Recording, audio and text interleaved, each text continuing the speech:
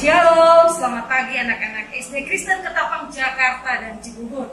Kita bersyukur kepada Tuhan karena kita sudah memasuki hari ke-14 di tahun 2022. Anak-anak, pada pagi hari ini kita akan masuk dalam devotion. Mari siapkan hati dan pikiranmu untuk mendengarkan suara firman Tuhan. Selamat mengikuti devotion hari ini. Tuhan Yesus memberkati kita semua.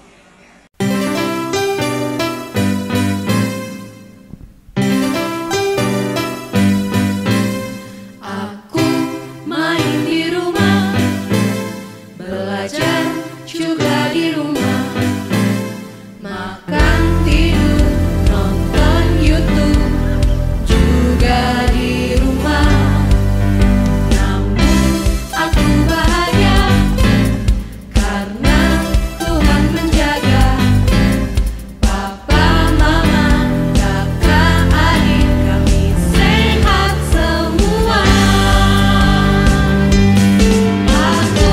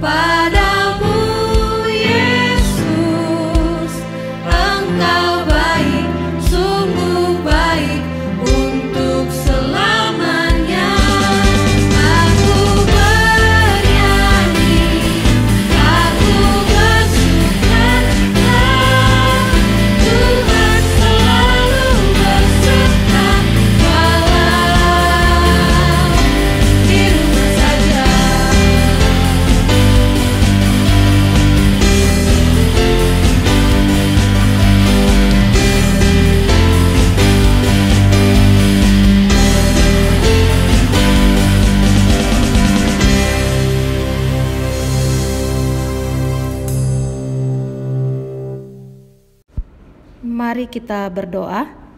Tuhan Yesus, terima kasih untuk segala kebaikan Tuhan dalam hidup kami. Pada pagi hari ini, kami akan mendengarkan kebenaran firman-Mu. Tuhan tolong supaya kami boleh mendengar dengan baik, dan terlebih kami lakukan di hidup kami setiap hari. Berfirmanlah Tuhan, hati kami siap untuk mendengar. Di dalam nama Tuhan Yesus kami berdoa. Amin. Firman Tuhan pada pagi hari ini terambil dari kitab Lukas pasal 17 ayat 15 sampai dengan ayat 16 bagian A. Seorang dari mereka ketika melihat bahwa ia telah sembuh, kembali sambil memuliakan Allah dengan suara nyaring, lalu tersungkur di depan kaki Yesus dan mengucap syukur kepadanya. Judul renungan pada pagi hari ini, bersyukur kepada Tuhan.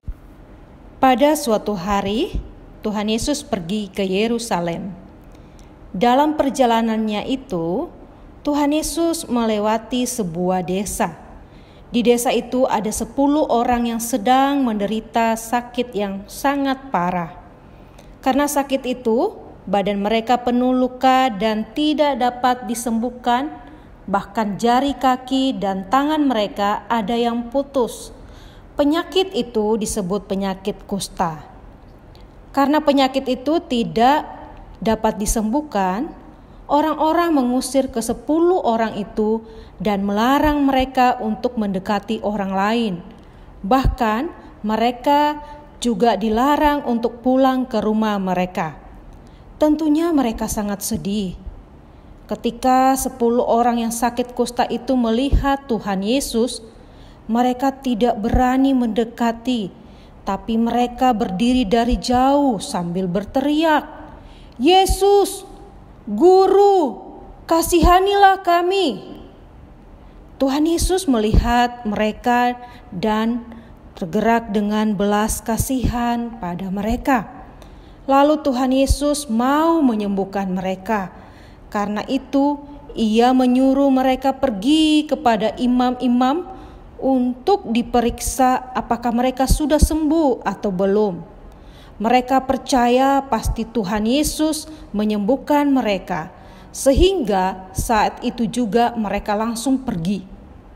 Saat dalam perjalanan ke tempat imam-imam itu, mereka melihat bahwa penyakit mereka telah sembuh, sehingga mereka sangat senang dan ingin cepat-cepat sampai ke tempat imam-imam itu. Tetapi satu orang di antara 10 orang itu tiba-tiba ingat bahwa dia telah disembuhkan oleh Tuhan Yesus, tetapi dia belum berterima kasih kepada Tuhan Yesus. Sehingga ia tidak mengikuti 9 orang itu, melainkan segera kembali kepada Tuhan Yesus dan mengucap syukur dan berterima kasih pada Tuhan Yesus. Ia sangat berterima kasih karena tanpa pertolongan Tuhan Yesus, tentu penyakitnya tidak akan sembuh dan ia tidak bisa bertemu lagi dengan keluarganya, orang-orang yang disayanginya. Ia sangat bersyukur karena Tuhan Yesus masih mengasihi dan mau menolong mereka, walaupun karena penyakit kusta itu mereka tidak disukai banyak orang. Apakah anak-anak pernah mengucapkan terima kasih kepada papa atau mama yang sudah menjaga dan merawat anak-anak, memberi makan, pakaian, tempat tinggal, dan sebagainya? Atau kepada kakak atau adik, teman, dan siapa saja yang sudah menyayangi anak-anak? Apakah anak-anak pernah mengucapkan terima kasih kepada Tuhan Yesus yang sudah menjaga dan melindungi anak-anak saat tidur, bermain, belajar, bahkan di mana saja anak-anak berada, Tuhan Yesus selalu ada dan melindungi kita. Biarlah firman Tuhan pada pagi hari ini boleh kita lakukan di hidup kita setiap hari. Mari kita berdoa. Tuhan Yesus, terima kasih untuk kebenaran firman Tuhan yang mengingatkan kami untuk selalu memiliki hati yang bersyukur kepada Tuhan. Pada pagi hari ini, kami terus mendukung dalam doa untuk bangsa dan negara kami.